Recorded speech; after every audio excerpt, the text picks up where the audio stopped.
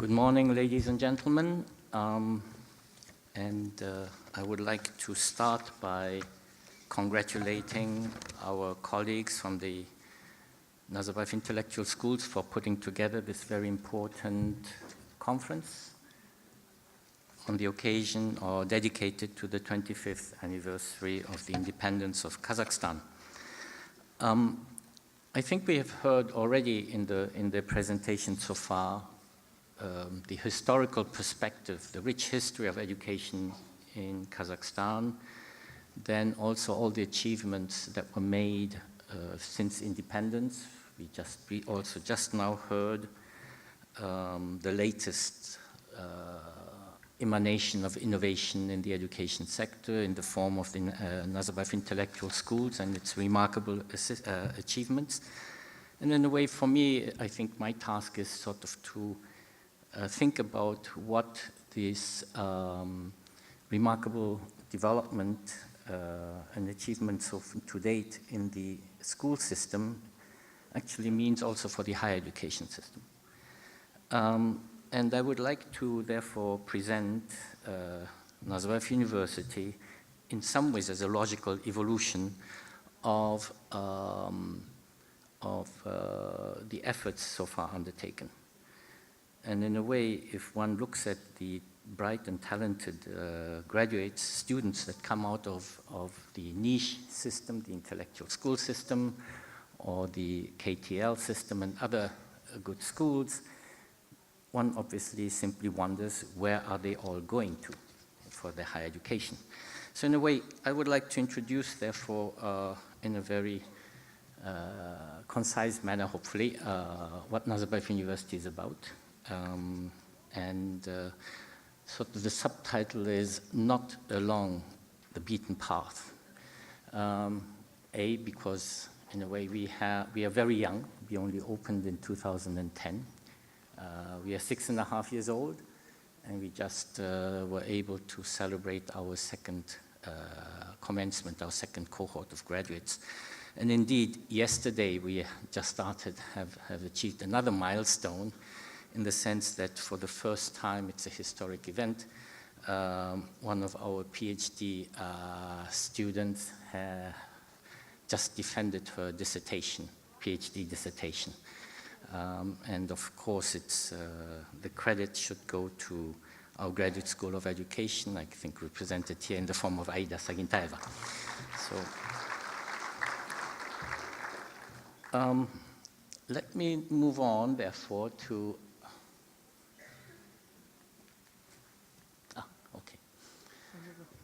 talk about the vision, the missions. Can we go back one? What? One back. Mm-hmm. Okay. Yes. The vision, the missions, and the mandate that we have received. Oh, it went too far.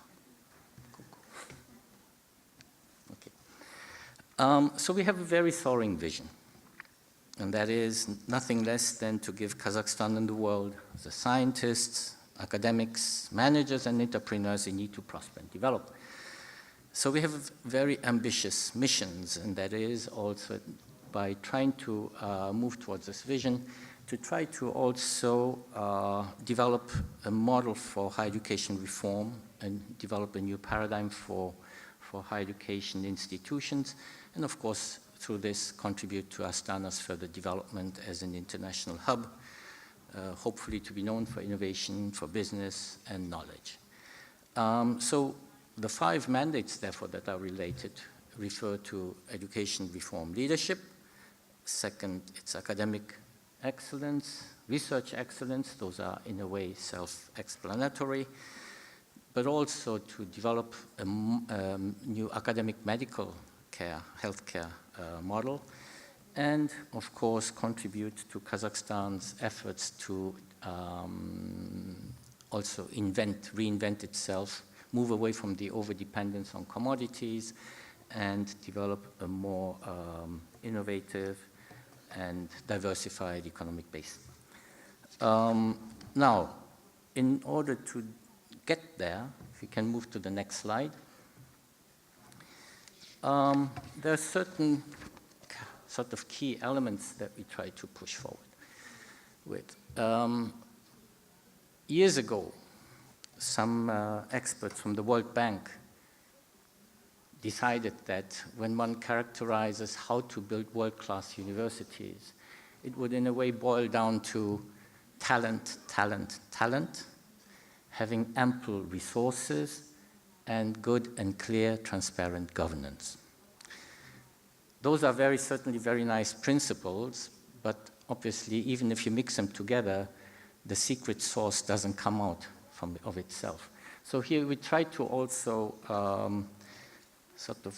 bring a little bit more granularity to this concept. And I have listed here 5, but actually there's some more. But let me start with the importance of an innovative legal framework. And I cannot give enough credit to the courage of the authorities to agree to allow Nazarbayev universities to be established under a totally different legal framework. So for the first time in the post-Soviet space, especially in CIS, academic freedom and institutional autonomy has been legally enshrined. And that, in a way, is a rock bed of our university's development as we try to develop into a world-class research university. But along with it come also many obligations. So in a way, privileges oblige. And the first one is that we really had to develop into a merit-based, transparent, and competitive institution. So I think I can really state that none of our students, and by now we have altogether about 3,800 students, all of them have entered through a competitive and transparent process. There has not been any single student who has entered through connections, backdoors, or any other means. But it also means that we are also pushing very much forward with academic integrity. Just to give you an example, therefore, we started out in 2010 with the foundation program. We had about 490 students. Then in 2011, we started our undergraduate programs with 470 at the time. And last year, our very first cohort that graduated shrank to about 370. So about 100 fell by the wayside. Why? Either they could not keep up academically, or they had to be told to leave for disciplinary reasons. International integration is another key element. Nazarbayev University adopted a strategic partnership model. Each of our schools selected and matched up with a renowned international university. But importantly, because we started from a green field, we asked them to help us, our partners, in the recruitment of our faculty, in curriculum design, as needed, sometimes also in the delivery of the courses, and over time, gradually also in our back office functions. However, we asked our partners not to try to establish their mirror images here. We told our partners we cannot afford to be a collection of branch campuses, as one often sees elsewhere. It may have taken a little bit longer, but I think now we start to have our own identity pretty much established. The next is, so we are partnering with about 10 top international universities. Most of them are within the top 30 of the international rankings. Teaching and learning is a key element, but of course, research now is also embedded in our curriculum. But I should also add that we obviously try to be increasingly student-centered.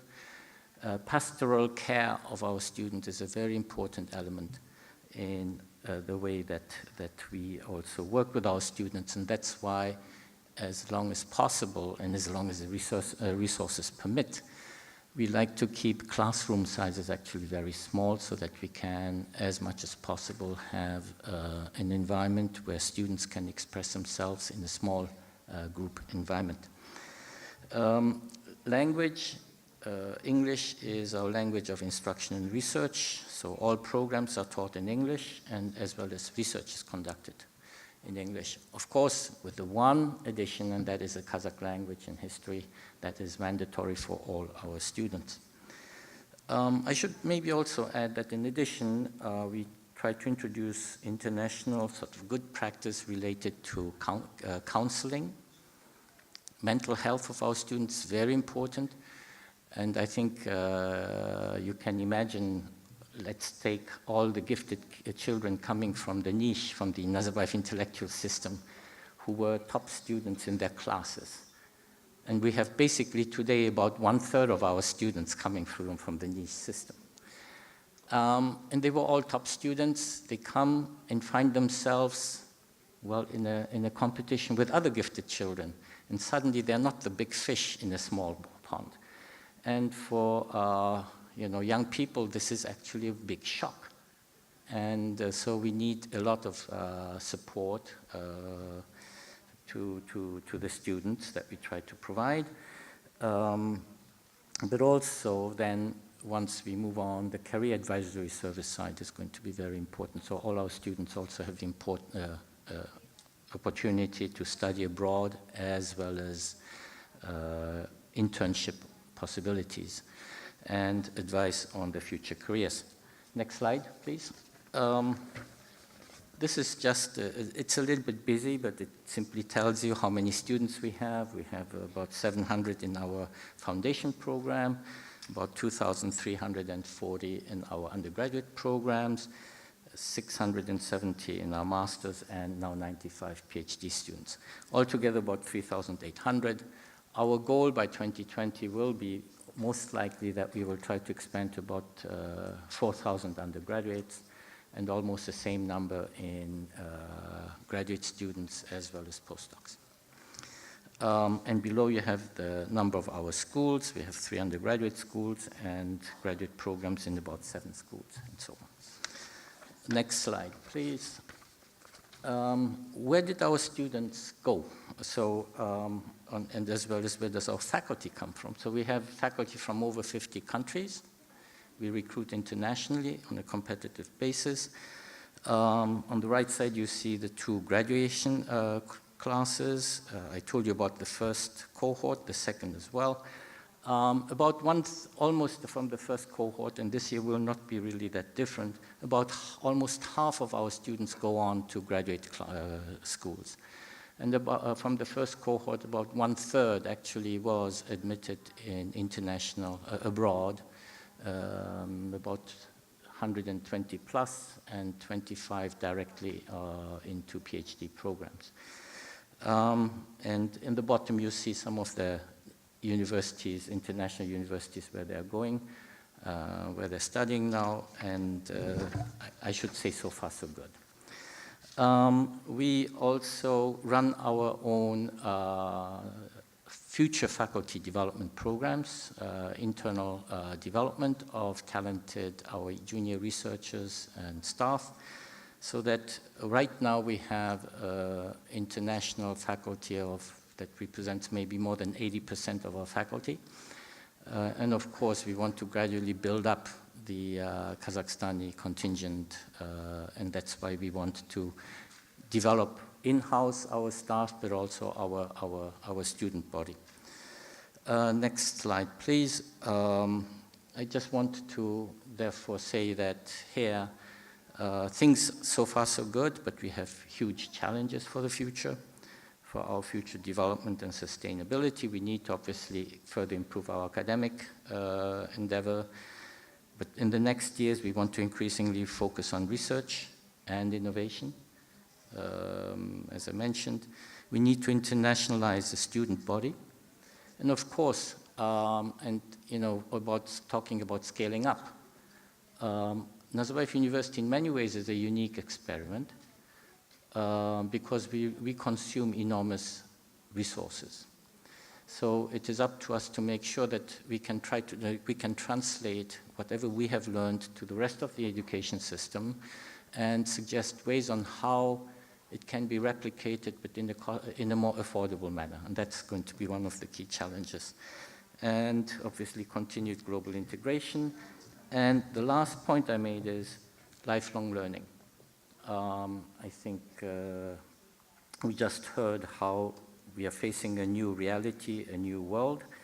Lifelong learning is going to be the key, and so we are starting to develop programs on how we are going to follow our alumni and periodically inject them with new knowledge and otherwise, so that they can continue to learn. And one of our key debates that we are currently having is indeed one of what should universities, including ours, look like by 2025, 2030 in a drastically changed world.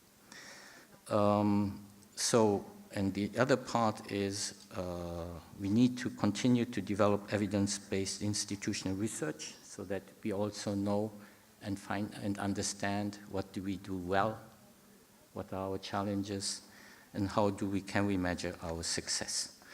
I just want to leave you with one last slide.